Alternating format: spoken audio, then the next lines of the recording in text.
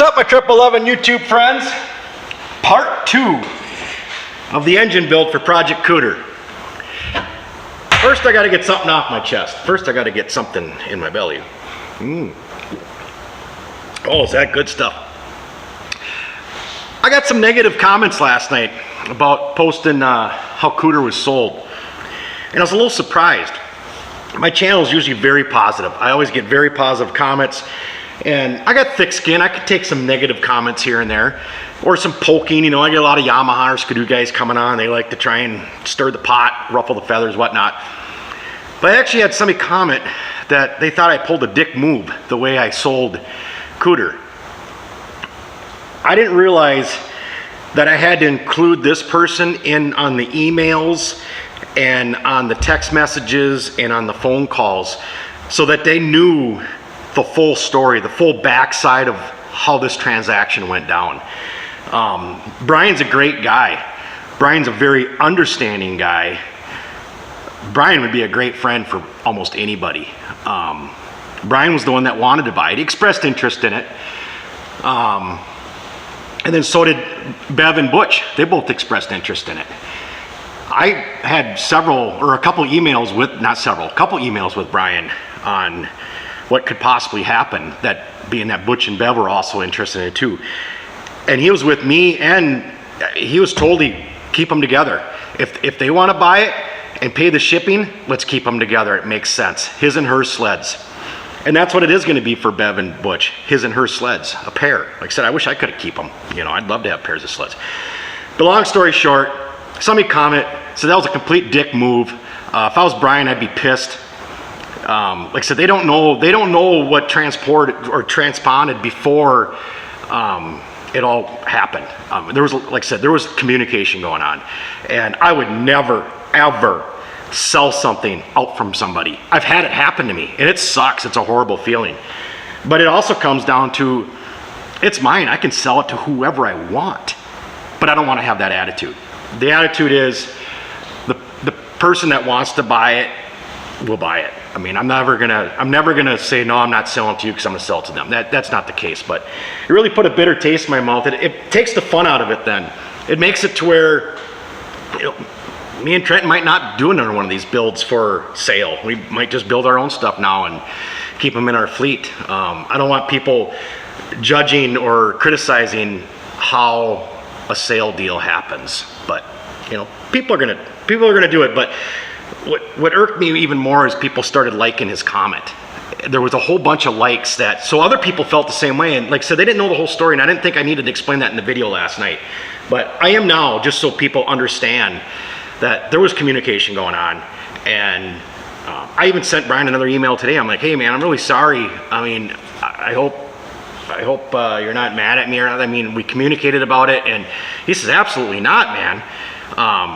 Yeah, he sent me a great email back, and like I said, one of the best guys you could have in your friendship list would be Brian, and also with Butch and Bev. Three great people, really, three great people. And it was a hard decision. I wasn't sure what direction. It put me in a tight spot too to figure out what to exactly do, and everybody was really cool about it. So that's the story. Let's get another cylinder on here. I want to go through the steps of putting a piston on, putting a cylinder on. I already did one here. I got one on here. Look at these amazing. I put all the freaking eyeliner and blush and lipstick on these cylinders. Oh my God, they cleaned up just beautifully. They're all honed out, ready to rock and roll. I got new SPI pistons I'm putting on and rings. So let's get to the nitty gritty. Let's explain how I'm gonna do this. Bear with me, everybody. Oh my goodness, let's get it out of the package. Like Christmas Day again. The rings. Oops, getting all excited here. Just throwing stuff everywhere. So there's a right and wrong way to put these pistons on. There's an arrow. Goes to the mag side. Weisco's put little dots out here. Those typically go to the exhaust side. Don't quote me on that, but that's from memory, and my memory is sucky.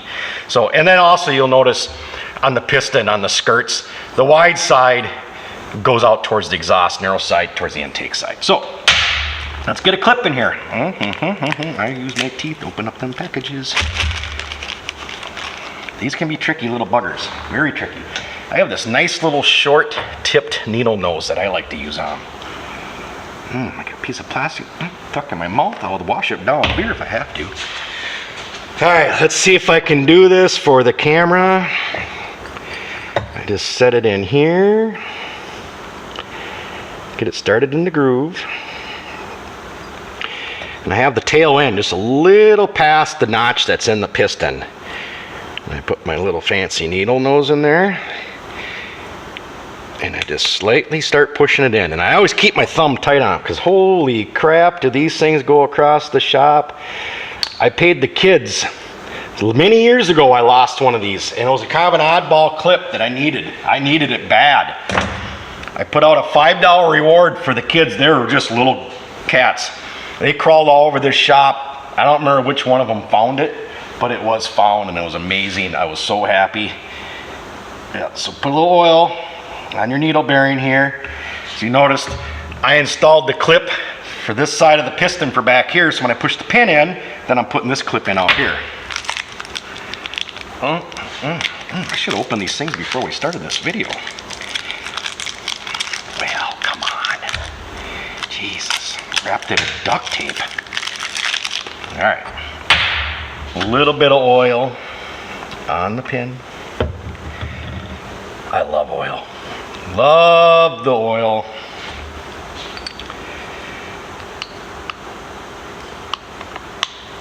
It'll wiggle in there. No need for a hammer. It will wiggle in. See, I got the rag in here too. I just stick it down here. I just kind of start poking and feeling around so everything lines up right. Don't get the hammer out, 'cause it will be bad. Come on. I did one. You'd think I'd be a professional at it now. Uh-oh, it's stuck on me. I might get the hammer out. I just might. Oh, let's wiggle it into place here. Nope. Get everything up. There it is. Lined up. Nice. Don't hammer that in. It won't be good. None of this stuff needs to be hammered in. Never ever. Hammer it in, you're gonna have issues. All right, so let's put this other clip in. I said I put these rags in here just hoping if something decides to take off on me, somehow the rags are gonna catch it. And the other reason is they keep this clip out of the bottom end of your engine. Because when I did thing 1 and thing 2 this winter, on thing 2, it had a part of an E-clip stuck in the piston that ran up and down the cylinder like horribly. It made just a disaster. Clips in. That's what I suspect had happened because the clip was in the piston. So I suspect when they changed pistons that the other clip ended up down in the bottom end. And they didn't go retrieve it. They probably heard twing! And they're like, oh, it landed over there somewhere. So we're good to go. No, it was down in the bottom end of the engine. All right, rings. Let's get the rings on. Rings are directional. There is an up and down. Either ring can go on either groove, but you want to be able to read the ring. You want to be able to read them letters. They face upwards. There's a concave in these rings. You can kind of get them on upside down. I mean, they will kind of fit, but not really. They don't feel right. They don't feel right in the ring groove. They don't push in very good. They're not going to work very good. And then there's a pin on the back of the piston on the intake side here that you line them up with. The ends of the rings. Oh, and I get my oil bottle out. I get a little bit of oil on it. A little bit of oil on the rings. And I get a lot of oil inside the cylinder. Oh, I like oil. Yeah, oil's a good thing. Smear the oil around. This is the tricky part, is squeezing in the rings, but I found you keep the piston way out of the cylinder like this and just tip it forward, you can really see what's going on. This is a bugger to do in the sled. I've done it. Oh, lots and lots of times I've done it. But out of the sled is much easier. You just take your time. Watch to make sure the rings aren't overlapping that pin, because if you force it enough, you will be able to get the cylinder to go on, and them rings won't be lined up on that pin correctly. Like anything, you keep trying to force it on, it will go on. But if I feel that thing slides on, up and down nice, like that, I know the rings are lined up on that pin correctly.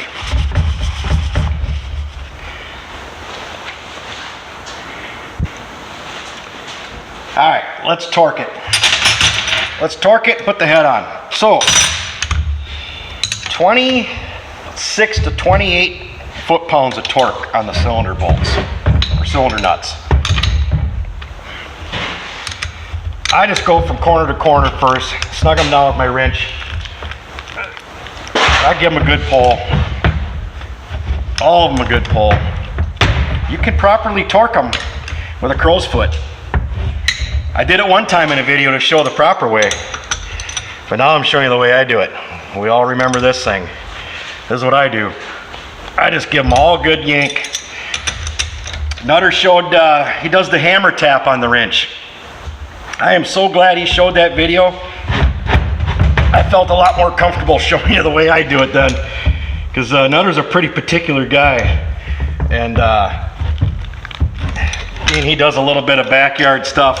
I was really good with about showing this way, but I just get it good and tight. The crow's foot barely fits in there, and it's an open end. You're using an open end basically, and the chances of stripping, and the chances of the crow's foot catching the edge of the cylinder and not getting a proper torque. Now, I'd rather do what I did and chance that it's over torqued, and that's, I guaranteed it's torqued plenty. I'm gonna put the head on now. I always remember by the head where the number is. So this is a 600, so it's punched 5.9. I always remember, so when you're sitting on the sled, you can read that number. Otherwise, there's an arrow on here that points towards the intake. Put that on, and these head bolts get torqued to 18 to 20. I always shoot in the middle. We're gonna go 19 on them. Whoop, wrong one. We're gonna go 19.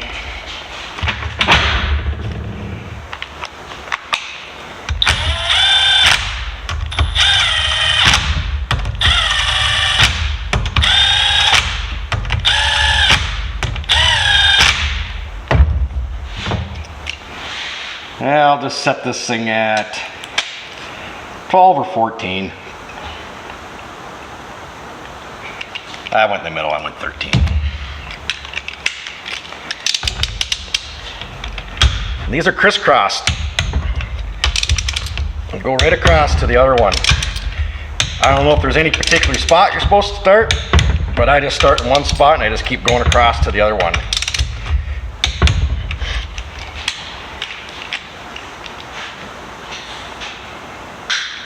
Now we're gonna go to 19.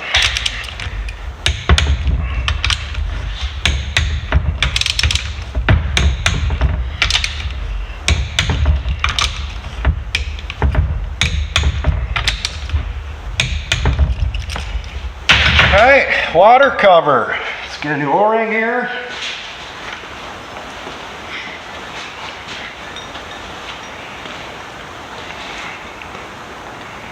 Trenton's back. Did you pick up another sled, Trenton?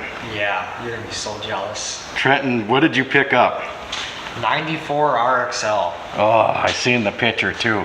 He was hemming and hawing. I said you better go get it. How often do we see a 94 RXL come up for sale? So Trenton just went down to Prior Lake and picked up an RXL.